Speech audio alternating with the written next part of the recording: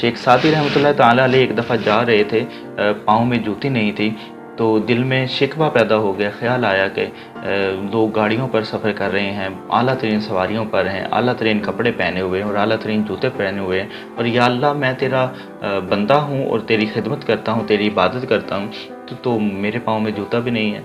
चलते चलाते नमाज का टाइम हुआ, मस्जिद में गए तो क्या देखते हैं कि वहाँ पर एक शख्स पड़ा है जिसके पाँव ही नहीं है।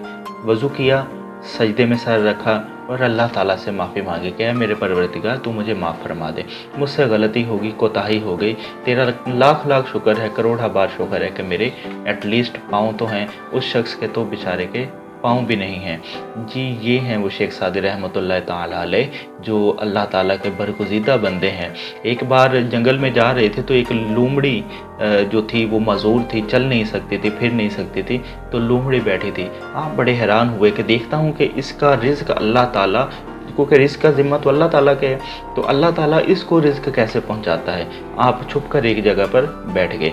क्या देखते हैं कि एक शेर एक बकरी लेकर आता है, वो एक शिकार करके लाता है और बैठकर वहाँ उसको खाता है, खाने के बाद छोड़ के चला जाता है। अब वो जो बाकी का बचा हुआ था गोश्त वो लोमड़ी खा जाती है। वो बड़े परेशान हुए, आपने कहा वाह अल्लाह ने इसका इस तरह से रिज़्क का बंदोबस्त किया हुआ है, लेकिन आप फिर भी रुक गए। आपने कहा कि नहीं मैं कल देखूँगा, आज तो बाई चांस हो गया कि शेर यहाँ पर आ गया। आपने 2-3 दिन रुके रहे और 2-3 दिन नहीं है ऐसा हुआ कि शेर शिकार करके लाता, उसी जगह पर रुकता, उसको खाता और शेर चला जाता तो बाकी का जो है वो लोमड़ी खा जाती।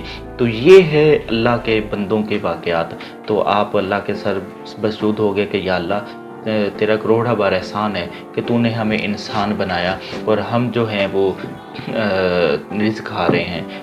तो वो दरवेश वो जो थे वो भी जंगल की तरफ निकले। उनका कि या अल्लाह अगर तू इस लोमड़ी को रिज़्क दे सकता है तो मुझे भी खुद ब खुद रिज़्क दे दे। वो महसूर होकर रह गए, उन्होंने काम करना छोड़ दिया। तो गैब से आवाज़ आई कि ऐ मेरे बंदे, तो लोमड़ी बनना चाहता है या शेर?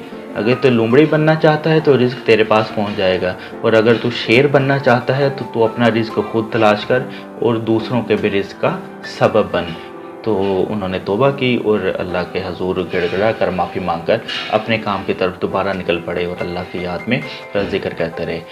हज़रत शेख सादी रहमतुल्लाह ताला अलैह का कौल है कि अपने हिस्से का काम किए बग़ैर दुआ पर भरोसा करना बेवकूफ़ी है। सिर्फ दुआ से जो है वो काम नहीं होते।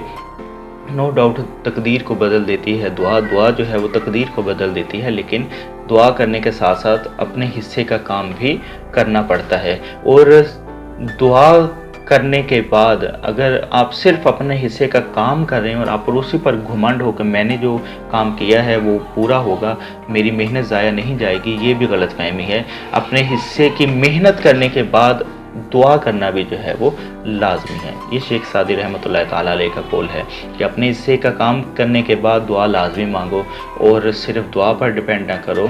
दुआ मांग ली है तो अपने हिस्से का काम भी लाजमी करो। दोनों चीज़ें हैं। शेख सादी और रहमतुल्लाह ताला अलैह और उनका बेटा तहज्जुद पढ़ रहे थे, और तहज्जुद की नमाज अदा करने के बाद बेटे ने कहा कि अब्बा जान सारे लोग सो रहे हैं और हम अल्लाह की इबादत कर रहे हैं। तो आपने फरमाया कि बेटा अगर गिला शिकवा ही करना था, शिकायत ही करनी थी, तो बेहतर था कि तुम भी सुन लोगों की तरह सोए रहते, नमाज अदा ना करते, तहज्जुद ना पढ़ते। तो किसी का गिला शिकवा नहीं करना चाहिए। जो अल्लाह की इबादत कर रहा है वेल एंड गुड है, और अगर कोई नहीं कर रहा तो बजाय इसके कि हम उसका शिकवा करें बल्कि उसको उसकी तरगीब करनी चाहिए। सो शेख सादी ने अपने बेटे की जो है इस तरह तरबियत फरमाई।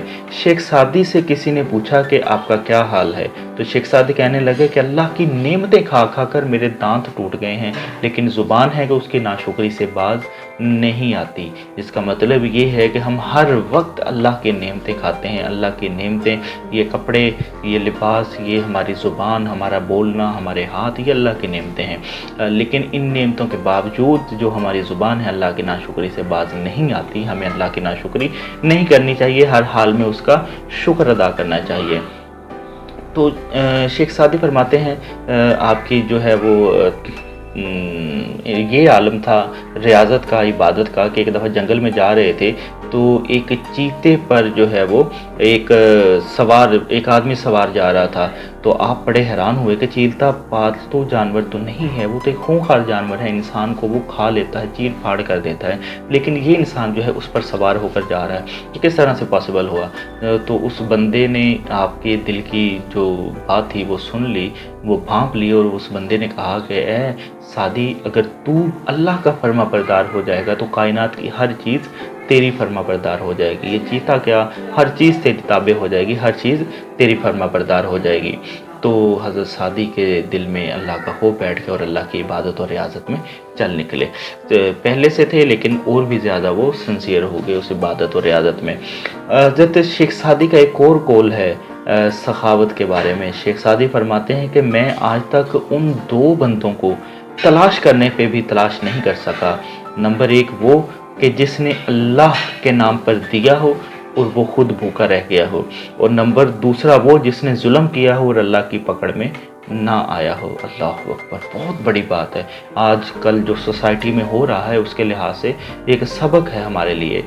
دو ایسے لوگوں کو شیخ سعدی فرماتے ہیں کہ میں تلاش کرنے پہ بھی تلاش نہیں کر سکا، نمبر ایک وہ کہ جس نے اللہ کے نام پر کسی کو کچھ دیا ہو اور وہ خود بھوکا رہ گیا ہو، اور نمبر دو وہ کہ جس نے ظلم کیا ہو اور وہ اللہ کی پکڑ سے محفوظ رہ گیا ہو۔ تو وہ اللہ کی پکڑ میں ضرور آتا ہے، اور جس نے اللہ کے نام پر دیا ہے، اللہ پاک اس کو، اللہ کا وعدہ ہے کہ 10 دنیا اور 70 آخرت اس کو ضرور دیے جاتے ہیں، اور اللہ کبھی اپنے وعدے کے خلاف نہیں جاتا۔